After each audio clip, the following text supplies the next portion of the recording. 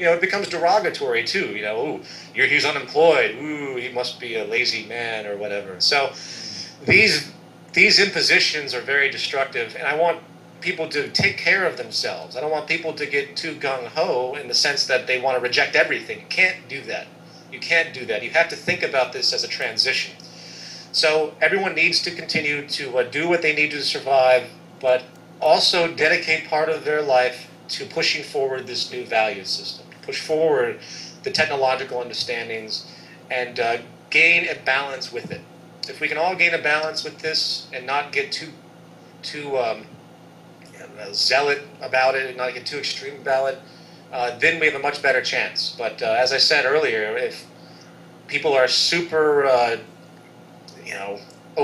just irrationally pushing forward, they're only going to self-destruct. The brightest lights burn out the fastest in something like this. So that's really the best advice I can have. And I talk to people about this all the time. They get frustrated, and I say, look, you're going to have to, this is you're planting seeds in a lot of ways, to think about it like that. When you meet people and you give them a lecture or you give them Jacques' book, you're planting seeds. I never expect someone to fully turn around instantly. It never happens like that. There's far too much indoctrination out there to even consider that it could move that fast. So we're in a very long process here, very long. But it doesn't have to be some type of stressful thing where you say to yourself, oh, well, this won't happen for X number of time, therefore it's just not worth it.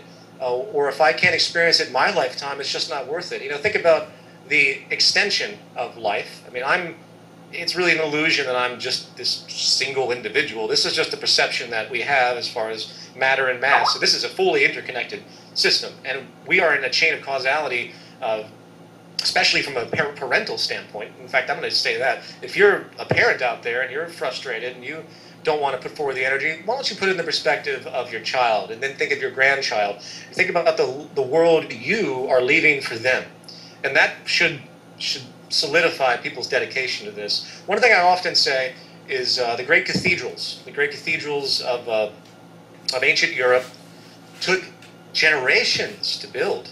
They didn't have heavy technology back there to build these rock stone cathedrals. So individuals were hired, the masons were hired, they would begin to build, they would exhaust their life or injure themselves. Obviously lifespans were probably a lot shorter back then, but it doesn't matter. And they would die before the completion of the project. And that's the way people need to kind of think about this. I'm not saying that we can't do this quickly. In fact, I think rapid change can emerge, but that's not the way to look at it. You have to be realistic, and you have to find a position that's comfortable and make it a part of your daily routine. And again, not get fanatic about it. So I hope that helps. That's the way I think about it all the time. So that's great. So you're not a big advocate of neo-survivalism, as there are many people in the Zeitgeist movement who are into that. We're always going to be in a transition. We're always going to be in transition. Okay. That's something that people also don't realize. That we assume this point-to-point relationship, which doesn't exist either. We assume that there's a definitive end of something, and there really isn't. I mean, as far as I'm concerned, people like John Lennon and Martin Luther King and Gandhi are still alive. It's not, the essence of the person is what they contribute to society, in my mind. It isn't their individual personality. It isn't their, it isn't their individual accomplishments. It isn't how much money they've made. That's just absolutely meaningless. It's what they've actually done to stand this test of time in a positive light.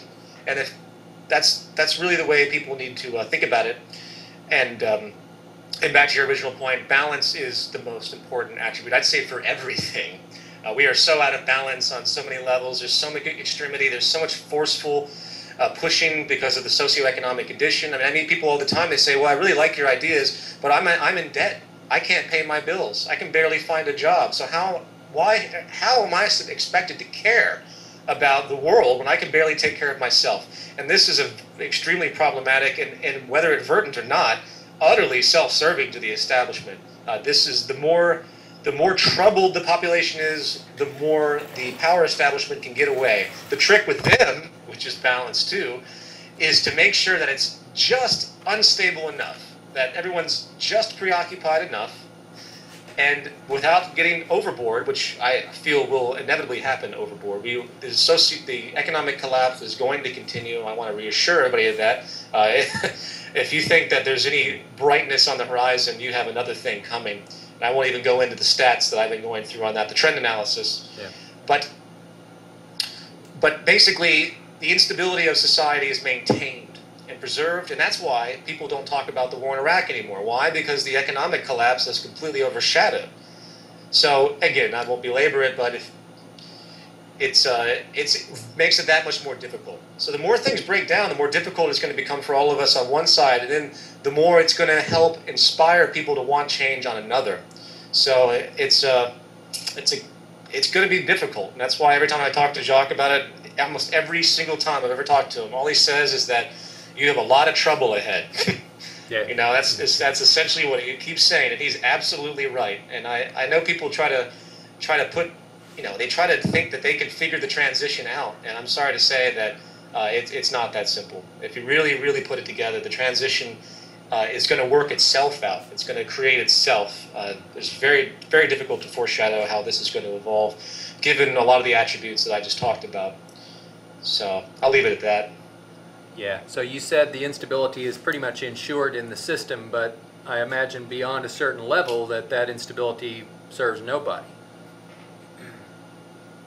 Well, exactly, precisely. The instability, once it reaches the upper 1%, unfortunately, the upper 1%, the people that really control things, they are not susceptible to recession.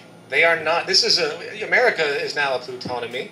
I think everyone recognizes this now. One of the reasons the GDP is what it is in America is only because enough money is moving around at the top to generate that type of illusion. It has nothing to do with employment. It's just the wealth is so hoarded now by the select few trading amongst themselves that the illusion that society or GDP might be growing right now is comedic. It's there, but it's completely comedic. It's a false standard, in other words. John McMurtry wrote a terrific book called The Cancer Stage of Capitalism. And I very much recommend this book. He wrote it in 1996, if I remember correctly. And he was foreshadowing the decline even back then, because he understood the systemic nature of this money on money, interest on interest, debt on debt system that we have in place, this utterly decoupled system that has nothing to do with production, distribution in any direct way. And he truly prophetic. So if anyone wants a very interesting reading, he's a very interesting writer as well. I definitely recommend that book. And last I talked to him, he was writing another book. I'm not quite sure when that's going to be out, but he's a brilliant mind, and you can get a very good sense of where we're headed if the system isn't stopped. Now, I want to point this out. While we do have ecological problems on the horizon, the real problem is the economic system, which I've stated repeatedly. And the system can be stopped. It's like a series of dominoes. And the dominoes, you could just put your hand right down and stop the dominoes if you had the power to do so. So I want people to remember that. I want people to remember that the reason that everything is what it is right now isn't the fault of some politician, it isn't even the fault of, the elite bankers or any of that stuff. It's the fault of the general reinforcement and systemic result of this economic structure itself and what it reinforces and what it creates, and the normality, the zeitgeist that it creates.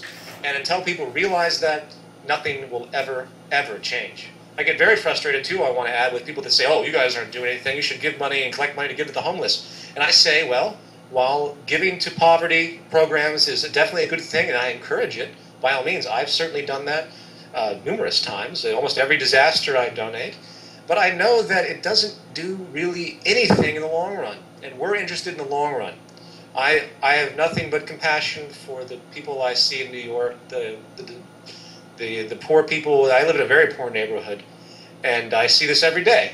But I know that me handing them dollars and quarters is not going to do anything. While I still do it, I understand it, and I want to make sure everyone else understands that too. So don't feel placated just because you send money to some institution that sends it off to a charity or to Ethiopia or Africa. It's not going to change anything until the entire global socioeconomic system is altered. And Jacques knows this very, very well. And I know I've stated this many times, but I want to say it again because I get tired of hearing these same arguments.